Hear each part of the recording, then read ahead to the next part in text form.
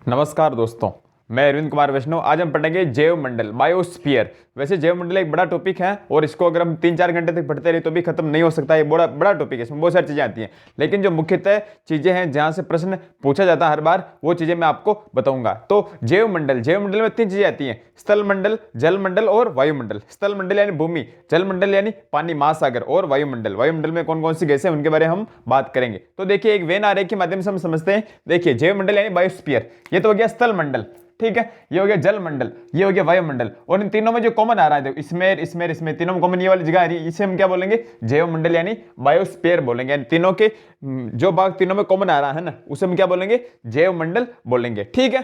तो मनुष्य कहाँ रहता है? जैव मंडल में रहता है। हम कहाँ रहते हैं? जैव मंडल में रहते हैं, बिल्कुल ठीक है।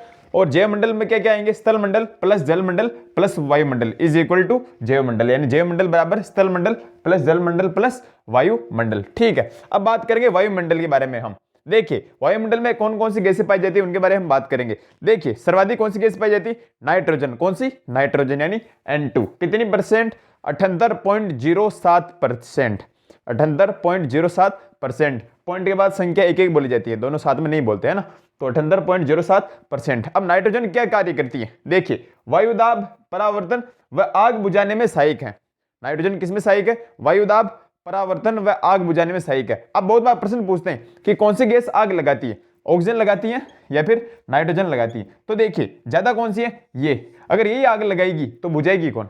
अगर रक्षक ही भक्षक बनेगा फिर काम बुझेगा कौन काम को? तो ये तो आग लगा नहीं सकती, तो आग कौन लगाती है? ऑक्सीजन। और बुझाती कौन है? नाइट्रोजन, जो कि ज्यादा है, ठीक है। तो आग लगाती कौन है? ऑक्सीजन। और बुझाती कौन है? नाइट्रोजन, ठीक है।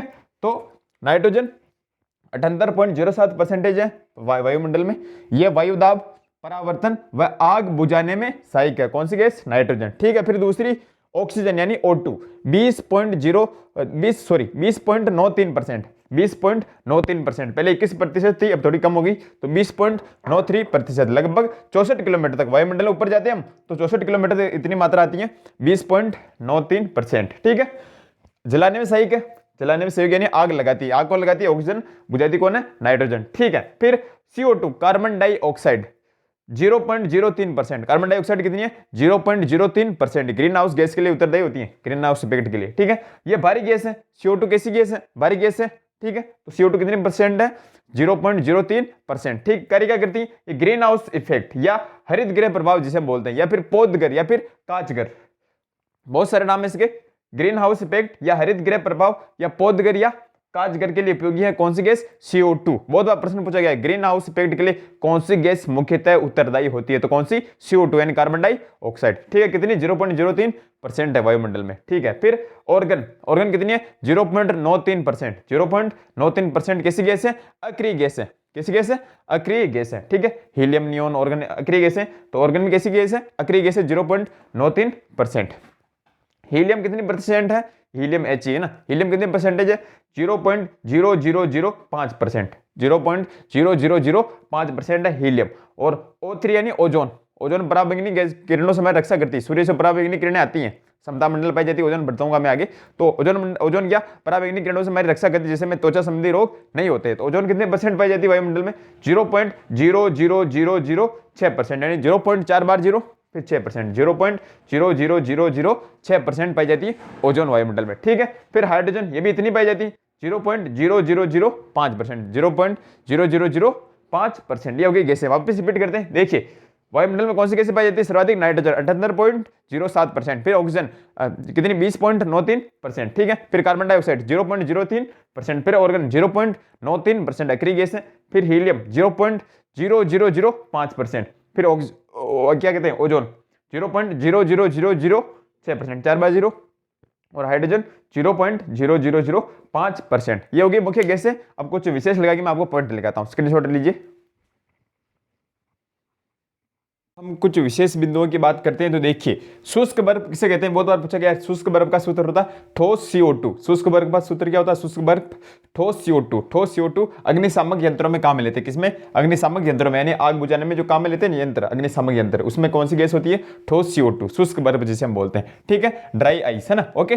ठीक है। स्थायी गैसें कौन सी होती है? Nitrogen plus oxygen. स्थायी गैसें कौन सी होती है? तो नाइट्रोजन प्लस ऑक्सीजन, इंपॉर्टेंट ध्यान रखना। स्थायी गैसें कौन सी होती है? Nitrogen plus oxygen, nitrogen plus oxygen. Okay, जलवाष्प भी पाई जाती है वातावरण में, ठीक है। कितनी परसेंट? 0 से 4% के बीच पाई जाती है, अलग अलग जगहों पर अलग अलग पाई जाती है। जैसे भूमध्य रेखा की बात हम करें, जैसे भूमध्य रेखा की, विषुवत रेखा की, तो यहाँ पर तो जलवाष्प सर्वाधिक होती है। लेकिन जैसे हम मरुस्थल की बात करेंगे तो मरुस्थल में जलवाष्प कम होती है, ठीक है। तो भूमध्य रेखा विषुवत रेखा पर जलवाष्प सर्वाधिक होती है और मरुस्थल में कम होती है। तो जलवाष्प 0 से 4% विषुवत रेखा यानी भूमध्य रेखा पर सर्वाधिक तथा मरुस्थल में कम होती है। परिवर्तनशील है जलवाष्प इसलिए, ठीक है। परिवर्तनशील व असमान वितरण वाली गैस है, यानी असमान यानी कहीं ज्यादा है जलवाष्प, कहीं कम है, ठीक है, इसकी मात्रा कम है। ओके, पृथ्वी पर ताप बनाए रखने में सहयोगी कौन सी गैस है? तो CO2 प्लस जलवाष्प। कौन सी गैस है? CO2 प्लस जलवाष्प। पृथ्वी पर ताप बनाए रखने में सहयोगी कौन सी गैस है? CO2 प्लस जलवाष्प, CO2 प्लस जलवाष्प। पृथ्वी तापमान स्थायी बनाए रखने के लिए कौन सी गैसें काम में आती हैं? CO2 प्लस जलवाष्प, CO2 प्लस जलवाष्प। ओके, आकाश का रंग नीला क्यों दिखाई देता है? बहुत बार पूछ लेते हैं, किस कण के कारण? धूल कण या एरोसोल के कारण। धूल कण या एरोसोल के कारण आकाश का रंग नीला दिखाई देता है, ठीक है। और अंतिम, ग्रीन हाउस गैसें कौन कौन सी हैं? प्रश्न पूछा जाता है बहुत बार कि निम्न में से ग्रीन हाउस गैस नहीं है, तो कौन कौन सी है? देखिए बहुत सारी, वैसे मुख्यतः 4 हैं। कौन कौन सी? CO2 यानी carbon dioxide, CFC chlorofluorocarbon, CH4 यानी मेथेन और N2O यानी nitrous oxide. CO2 carbon dioxide, CFC chlorofluorocarbon, CH4 methane और N2O नाइट्रस ऑक्साइड। अब देखिए ये क्या होती है ग्रीन हाउस इफेक्ट, समझना। जैसे पृथ्वी है, समझना, पृथ्वी है, ये सूर्य है, सूर्य से यहाँ से किरणें आ रही हैं, तो यहाँ पे बहुत सारी गैसें पाई जाती हैं, CO2, CFC, CH4 and nitrous oxide, ये गैसें पाई जाती हैं। तो यहाँ पे ये पृथ्वी किरणों को बाहर नहीं जाने देती, तो यहीं पे रहने लगती है और यहाँ पे तापमान बढ़ जाता है। यहाँ क्या होता है? तापमान बढ़ जाता है, टेम्परेचर इंक्रीज हो जाता है, तापमान बढ़ जाता है और इससे ही ग्रीन हाउस इफेक्ट कहते हैं। तो सर ग्रीन हाउस इफेक्ट फायदेमंद है नुकसानदायी है? नहीं है, फायदेमंद है। क्यों? अगर ग्रीन हाउस इफेक्ट नहीं होगा तो पृथ्वी तापमान कम नहीं होगा, और वैसे पृथ्वी तापमान कम हो जाएगा, जैसे -15 ऐसे चला जाएगा तापमान। तो अगर ऐसे हो जाएगा फिर यहाँ पे बहुत ठंड होगी और वहाँ पे जीवन जीना संभव नहीं हो पाएगा। इसलिए ग्रीन हाउस इफेक्ट पृथ्वी के लिए लाभदायक है, ठीक है। स्क्रीनशॉट लीजिए, आपको कैसा लगा? टॉपिक मैंने अच्छे से करवाने की कोशिश की है और वायुमंडलीय परतें मैं अगले वीडियो में करवा दूंगा कि समताप मंडल, ओजोन मंडल, आयन मंडल, बहिर्मंडल क्या क्या होती है, ओजोन परत कहाँ पाई जाती है, कितने किलोमीटर तक पाई जाती है, अगले वीडियो में हम बात करेंगे, ठीक है। धन्यवाद।